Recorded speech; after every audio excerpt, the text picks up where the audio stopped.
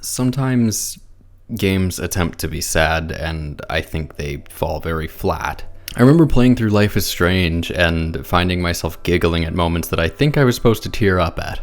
So, when a game comes along that does attempt to connect with me emotionally and succeeds in doing so, I'm often caught off guard. Just so that you understand where I stand on Spiritfarer as a video game, I tried to record a review for this a while ago, and I ended up tearing up and being unable to finish my review because I was getting so emotional just thinking of all of the different occurrences and characters that I have been through in this game. And I think that's part of what makes Spiritfarer feel so genuine. You can go through all of these big adventures, voyage to the edge of the world on your boat. You'll still have to come back to these same characters complaining that they don't have food. And the dialogue that comes out of these characters' mouths may not be the most eloquent thing ever written, but it's very human in how it's written. It may be melodramatic at times, but it feels significantly more real than anything you could get out of a Walking Dead.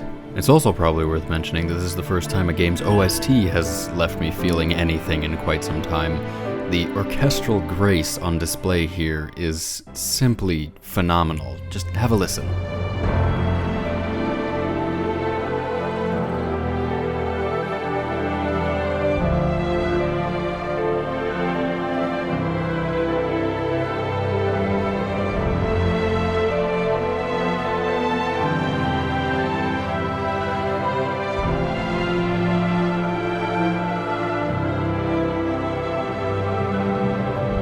The gameplay itself is, well, not the most original thing ever, nothing short of masterful. Sure, the tasks that you need to complete are simple, and at the end of the day, this is really just a survival crafting thing, but instead of feeding yourself, you have to feed your passengers. The game finds a way to make a mini-game out of everything. Instead of just popping ores into an oven, you have to balance a needle in between two very specific points. Instead of just mining rocks, you need to count as you swing your axe back, or else you go too far and you have to wait for it to reset. And all of this is delivered through blissful hand-drawn animations. This is without a doubt the smoothest I have seen a hand-drawn game look since Cuphead, though this does have more digital help than something like Cuphead. Doesn't disqualify it from looking beautiful. It's absolutely gorgeous, but just worth noting. And I don't really want to talk about the story because it's something that I'm going to find incredibly difficult to convey with words, and I don't think it's worth it. Just trust me when I say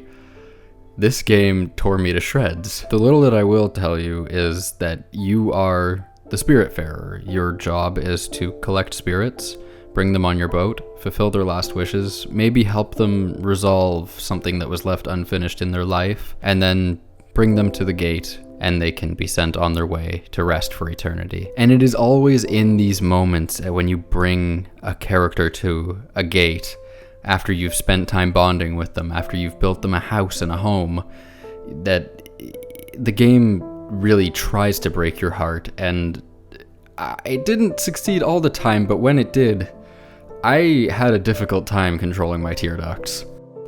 One character who was noticeably younger than all other passengers on the boat, I could hardly interact with them knowing that I was going to have to say goodbye to them eventually. And when they did finally say goodbye, it was, it's something that, again, I don't really think I can put into words.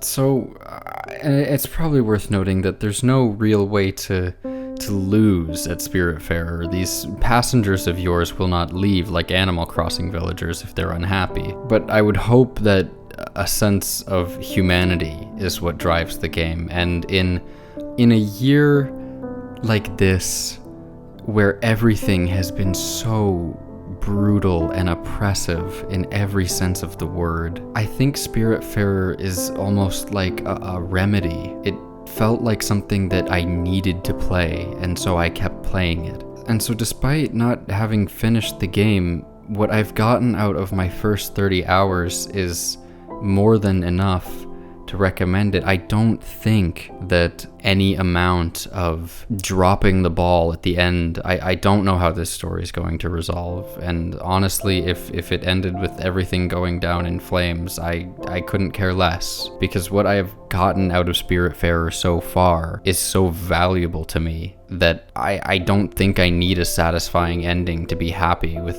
my purchase. I haven't felt this much playing a game since maybe Undertale, and I think this might even surpass that. And that's very big praise coming from me, because I think Undertale is damn near perfect. So there's a couple of visual bugs that I think are being patched out as we speak.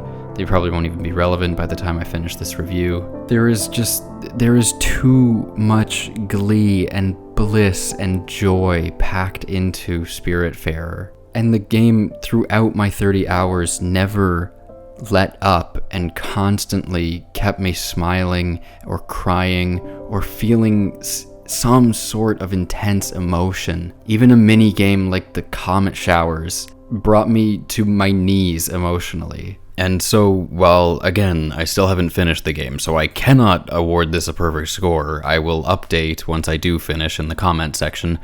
But for now, for what I have gotten out of Spiritfarer, and for these reasons I've given you today, I think it's safe to say Spiritfarer is a 9.5 out of 10, easily.